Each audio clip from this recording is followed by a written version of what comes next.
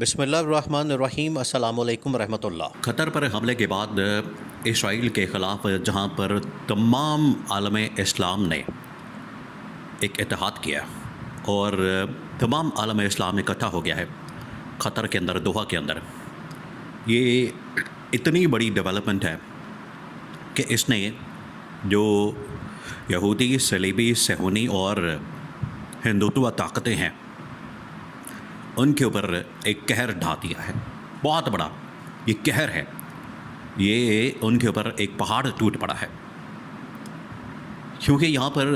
تمام عالم اسلام کے، تمام اسلامی ممالک کے جتنے سربراہان ہیں وہ یہاں پر موجود تھے اور وہ تمام کے تمام نمائندگی کر رہے تھے 2 ارب مسلمانوں کی، جو پوری دنیا کے اندر پائے جاتے ہیں۔ پوری دنیا کے اندر جو 2 ارب مسلمان پائے جاتے ہیں ان کی نمائندگی قطر کے اندر، دوحہ کے اندر تمام عالم اسلام کے رہنماؤں نے کی۔ تمام لوگوں نے رہنمائی تو کر دی، لیکن وہاں پر ایک چیز کی شدت سے کمی محسوس کی جا رہی تھی، شدت سے، اور وہ چیز تھی کہ عالم اسلام کو لیڈ کون کرے گا۔ عالم اسلام جو پورا اس وقت پریشانی کے اندر گھر چکا ہے اور نئے نئے حملوں کا سامنا کر رہا ہے، کبھی اسرائیل کی جانب سے حملہ، کبھی امریکہ کی جانب سے حملہ، یعنی آپ پچھلے 25 سال نکال کے دیکھ لیں، یہ والی جو صدی شروع ہوئی ہے 2000 سے 2025 کے دوران، یہ پوری کی پوری آپ تقریباً کوئی 1/4 صدی بن جاتی ہے۔ آپ اس کو اٹھا کے دیکھ لیں گے تو آپ کو اندازہ ہو جائے گا کہ کس طریقے سے پچھلے 25 سالوں میں امریکہ نے اور اسرائیل نے کن کن ممالک کے اوپر حملہ کیا، اور اس میں افغانستان سے یہ معاملہ شروع ہوتا ہے۔ افغانستان، پھر اس کے بعد عراق، پھر اس کے بعد شام، پھر اس کے بعد لیبیا، پھر اس کے بعد یمن، پھر اس کے بعد عراق، پھر اس کے بعد سوڈان، پھر اس کے بعد لبنان، پھر اس کے بعد اردن اور ایران، پھر پاکستان، یعنی آپ گنتے جائیں، آپ کو تمام عالم اسلام اور تمام بڑے مسلم ممالک یہاں پر اس میں نظر آئیں گے کہ ان کے اوپر حملہ ہو رہا ہے۔ اور حملہ کرنے والی طاقتیں کون سی ہیں؟ حملہ کرنے والی جو طاقتیں ہیں وہ وہی ہیں جو یہودی، صہیونی، صلیبی اور ہندوتوا طاقتیں۔ یہ 4 طاقتیں آپ کو پیچھے نظر آئیں گی جب بھی مسلمان ملکوں کے اوپر حملہ ہوتا ہے۔ پاکستان کے اوپر جب حملہ ہوا تو کس نے حملہ کیا؟ ہندوتوا طاقت، اور اس کے پیچھے وہی یہودی، صہیونی اور صلیبی طاقتیں، ان کا گٹھ جوڑ تھا۔ اور پاکستان کے اوپر حمایت، پاکستان کو اگر کسی کی حمایت نہ بھی ہوتی تو پاکستان اتنا طاقتور ملک ہے، ایٹمی صلاحیت رکھتا ہے، اور یہاں کی جو آرمی ہے، ایئر فورس ہے، نیوی ہے، وہ اتنی طاقتور ہے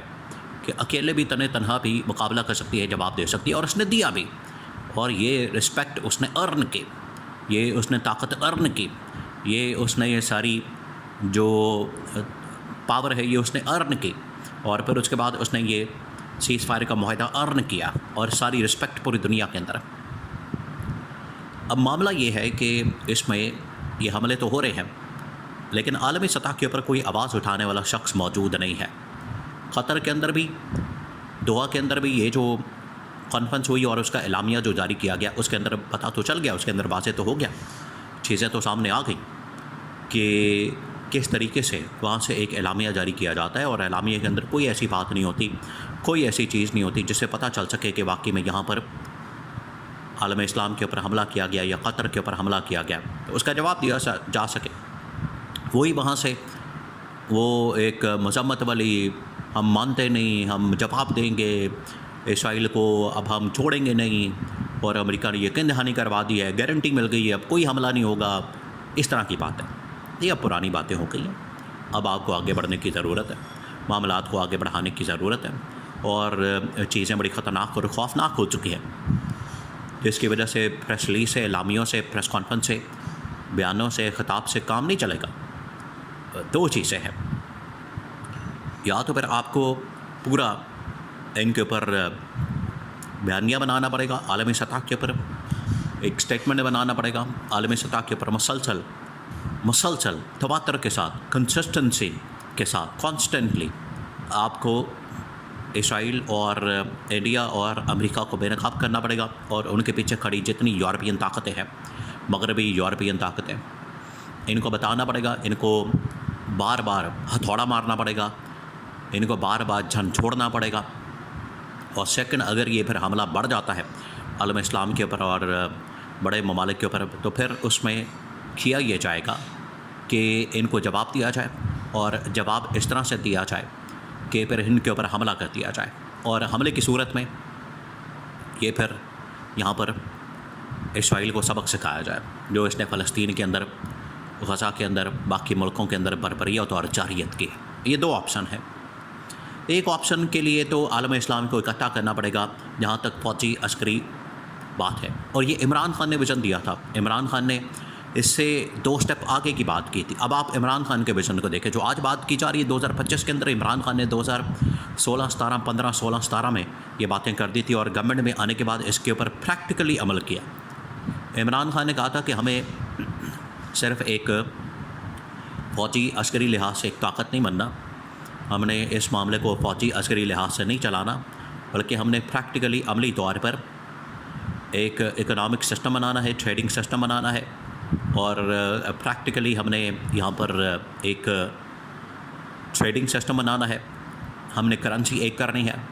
ہم نے فوج ایک بنانی ہے، اتحادی فوج بنانی ہے، تاکہ تمام کے تمام معاملات جس طرح سے نیٹو کے اندر، یا جس طرح سے یورپی یونین کے اندر، یا جس طرح سے اور ممالک کے اتحاد میں یہ تمام چیزیں ہوتی ہیں، ہم تمام چیزوں کو اکٹھا کر کے فوجی اتحاد، اکنامک اتحاد، کرنسی کے لحاظ سے ٹریڈنگ کا اتحاد، اور ہر طرح سے کلچرل، اور کیونکہ تمام چیزیں ملتی ہیں پاکستان اور یہ عالم اسلام کی جو کامن چیز ہے تمام اسلامی ممالک کی، وہ اسلام ہے، تو اس وجہ سے ان میں کم از کم کلچرل ویلیوز بھی ایک ہیں، ان کے اندر جو روایات ہیں، رسم و رواج ہیں، وہ بھی ایک ہے۔ تو یہ عمران خان نے ویژن دیا تھا۔ تو آج عمران خان کو جو تمام کے تمام عالم اسلام کے سربراہان ہیں، انہوں نے اس بات کو تسلیم کیا، انہوں نے اس بات کو مانا، ایکسیپٹ کیا کہ اگر 2 ارب مسلمانوں کے صحیح معنوں میں عالمی سطح کے اوپر کوئی نمائندگی شخص کر سکتا ہے، وہ صرف عمران خان ہے۔ عمران خان کے اندر یہ طاقت موجود ہے، عمران خان کے اندر یہ پاور موجود ہے، عمران خان کے اندر یہ صلاحیت موجود ہے کہ وہ یہ کام کر سکتا ہے، اس کے علاوہ کوئی نہیں کر سکتا۔ اس کے علاوہ یہ کسی کے اندر اتنا دم خم نہیں، اتنی جرأت نہیں، اتنی ہمت نہیں، آنکھوں میں آنکھیں ڈال کر ٹانگ پہ ٹانگ رکھ کے بات کرنے کی ہمت نہیں ہے، یہ عمران خان کر سکتا ہے۔ اس لیے ضروری ہے کہ عمران خان کو باہر نکالا جائے، رہا کیا جائے، آزاد کیا جائے، اسے باہر نکال کے جو عالم اسلام کی 2 ارب مسلمانوں کی نمائندگی اور لیڈرشپ سب سے بڑھ کر وہ اس کے سپرد کی جائے۔ جو فوجی اتحاد ہے وہ تو اپنی جگہ اس کو بنایا جائے، قائم کیا جائے، لیکن کم از کم جو اس لحاظ سے سیاسی اتحاد ہے، ایک لیڈرشپ کا پہلو ہے، وہ عمران خان کے سپرد کیا جائے، کیونکہ عمران خان ہی وہ واحد شخص ہے جو پورے عالم اسلام کو اور 2 ارب مسلمانوں کو ایک نظریے کے اوپر کھڑا بھی کر سکتا ہے اور ان کو لیڈ بھی کر سکتا ہے۔